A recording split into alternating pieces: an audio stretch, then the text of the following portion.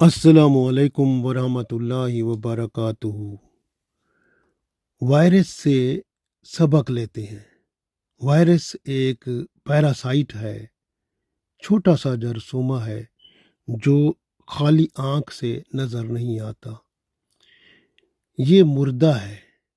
जिंदा उस वक्त होता है जब आपके जिस्म में आ जाता है।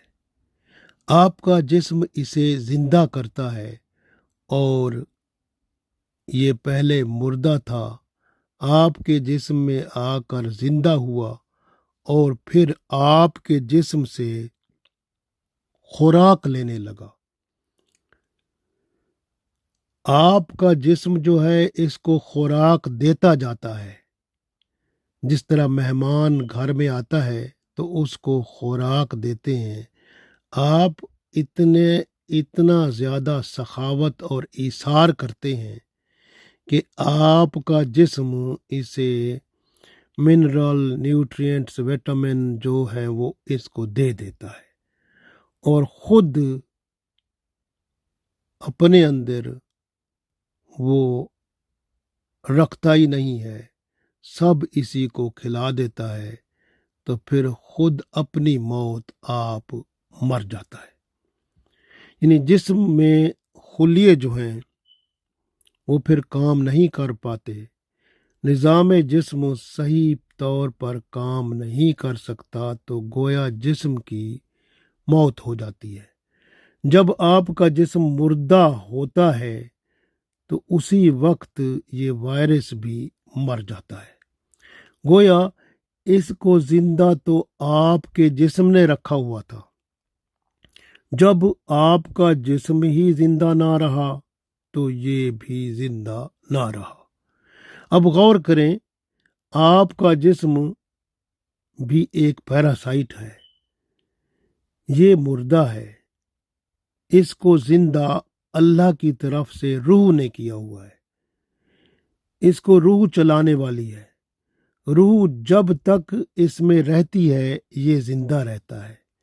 रूह जब इसे छोड़ती है तो ये मुर्दा हो जाता है।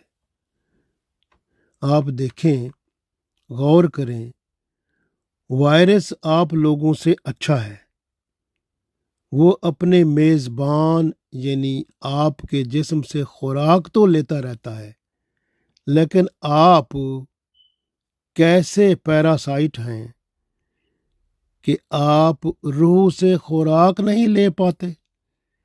रूह की खुराक ख़त्म होने वाली नहीं है क्योंकि उसका ताल्लुक अल्लाह ताला से है। तो अल्लाह ताला ने कुरान पाक में जैसे फरमाया, कुल रूह मिन अम्र रब्बी, तो रूह तो अल्लाह के अमर से है। वो अल्लाह की तरफ से उसमें कमी नहीं आती।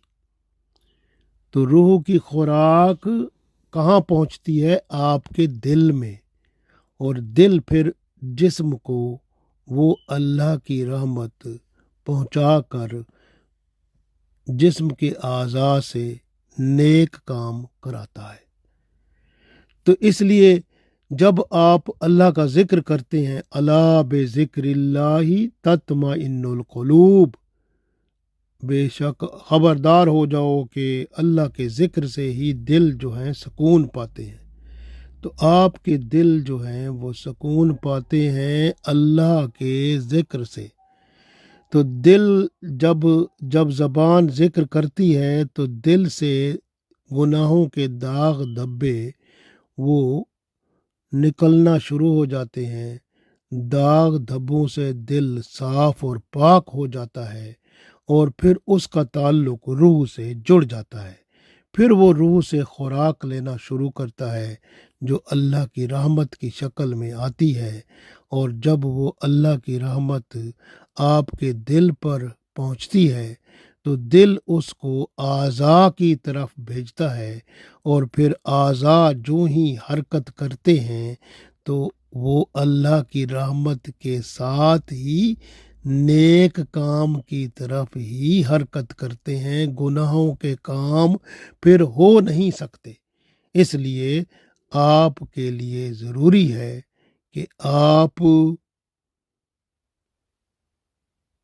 रूह के साथ تعلق کو قائم رکھیں۔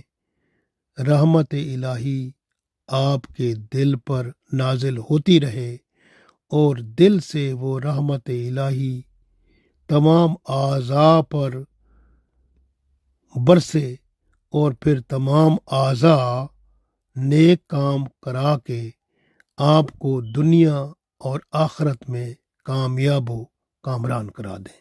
اللہ تعالی ہم سب کو توفیق دے، آمین۔